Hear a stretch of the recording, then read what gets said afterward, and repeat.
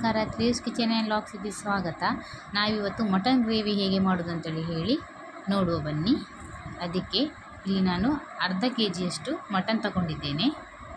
ಅರ್ಧ K G mutton ತೊಳೆದು ತಗೊಂಡಿದ್ದೇನೆ.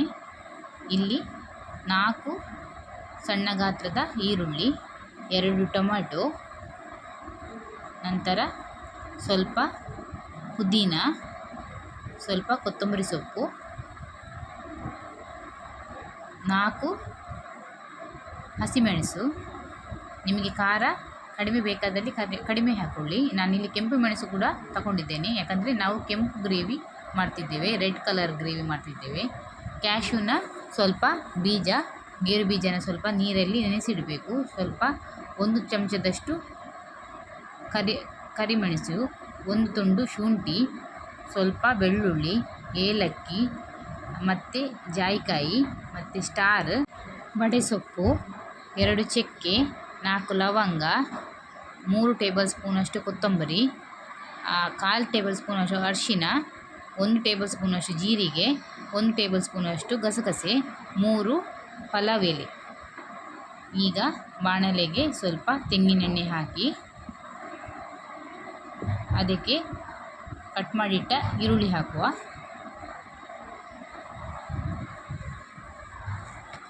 ಸ್ವಲ್ಪ ಈರುಳ್ಳಿ ಫ್ರೈ ಆಗಲಿ, ಗೋಲ್ಡನ್ ಬ್ರೌನ್ ಬರಲಿ.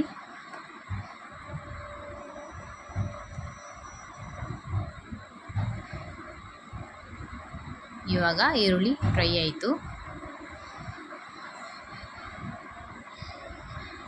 ಇವಾಗ ಹಸಿಮೆಣಸು ಹಾಕುವ, ಟೊಮೆಟೊ ಹಾಕುವ, ಫ್ರೈ ಮಾಡುವ.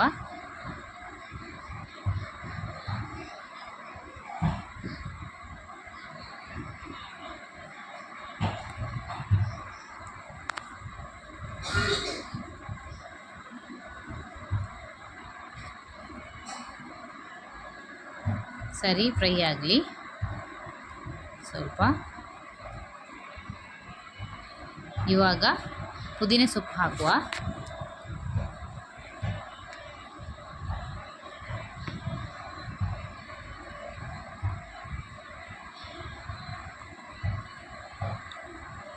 ಪುದೀನ ಸೊಪ್ಪು ಫ್ರೈ ಆದ ನಂತರ ಕೊತ್ತಂಬರಿ ಸೊಪ್ಪು ಹಾಕುವ. ಇದು ಫ್ರೈ ಆಗಲಿ.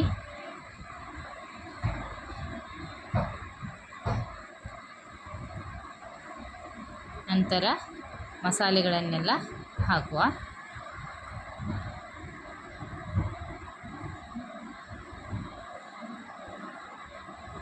ಹಾಕಿ ಫ್ರೈ ಮಾಡಿ, ಹಸಿ ಸ್ಮೆಲ್ ಹೋಗುವವರೆಗೆ ಸ್ಲೋ ಫ್ಲೇಮಲ್ಲಿ ಫ್ರೈ ಮಾಡಿ.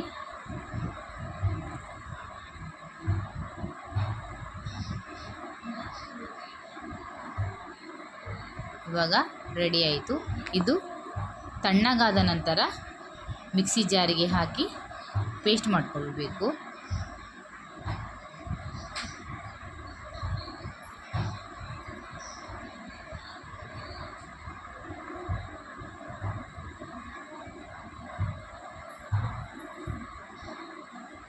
ಇದು ತಣ್ಣಗಾಗಲಿಕ್ಕೆ ಇಡುವ ಸ್ವಲ್ಪ ಹೊತ್ತು. ಈಗ ತಣ್ಣಗಾಗಿದೆ, ಮಿಕ್ಸಿ ಜಾರಿಗೆ ಹಾಕಿ ಪೇಸ್ಟ್ ಮಾಡಿಕೊಳ್ಳುವ.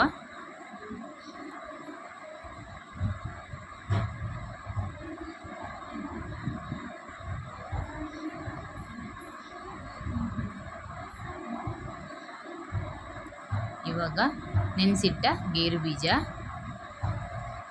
ನೆನೆಸಿಟ್ಟ ಕೆಂಪು ಮೆಣಸು ಹಾಕಿ ಸ್ವಲ್ಪ ನೀರು ಹಾಕಿ ಪೇಸ್ಟ್ ಮಾಡಿ ಬರುವ. ಈಗ ಪೇಸ್ಟ್ ರೆಡಿಯಾಗಿದೆ. ಈಗ ಒಂದು ಕುಕ್ಕರಿಗೆ ಸ್ವಲ್ಪ ತುಪ್ಪ, ಸ್ವಲ್ಪ ತೆಂಗಿನೆಣ್ಣೆ ಹಾಕಿ 2 ಕಟ್ ಮಾಡಿಟ್ಟ ಈರುಳ್ಳಿ, ಸಣ್ಣಗೆ ಕಟ್ ಮಾಡಿಟ್ಟ ಈರುಳ್ಳಿ ಹಾಕಿ ಫ್ರೈ ಮಾಡುವ. ಇವಾಗ ಒಗ್ಗರಣೆ ಸೊಪ್ಪು ಹಾಕುವ. ನಂತರ 1 ಚಮಚದಷ್ಟು ಶುಂಠಿ ಬೆಳ್ಳುಳ್ಳಿ ಪೇಸ್ಟ್ ಹಾಕುವ, ಫ್ರೈ ಮಾಡುವ. ಇವಾಗ ತೊಳೆದಿಟ್ಕೊಂಡ ಅರ್ಧ ಕೆ ಜಿ ಮಟನ್ ಹಾಕುವ.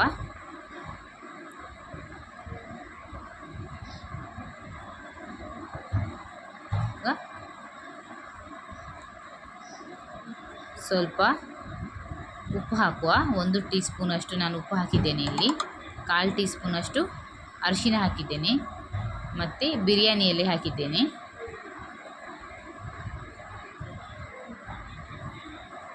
ಇವಾಗ ಕಾಯಿ ಹಾಲು ಹಾಕುವ. ನಾನು ಇಲ್ಲಿ 1 ಲೋಟದಷ್ಟು ಕಾಯಿ ಹಾಲು ಹಾಕಿದ್ದೇನೆ. ದೊಡ್ಡ ಲೋಟದಲ್ಲಿ 1 ಲೋಟದಷ್ಟು ಕಾಯಿ ಹಾಲು ಹಾಕಿದ್ದೇನೆ. ಅರ್ಧ ಲಿಂಬೆಹಣ್ಣು ಹಿಂಡುವ.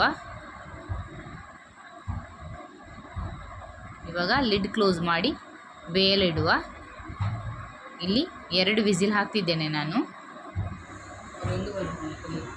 ಇವಾಗ 2 ವಿಸಿಲ್ ಆಗಿದೆ. ಓಪನ್ ಮಾಡಿ ನೋಡುವ ಮಟನ್ ಬೆಂದಿದ್ದ ಅಂತೇಳಿ ನೋಡುವ.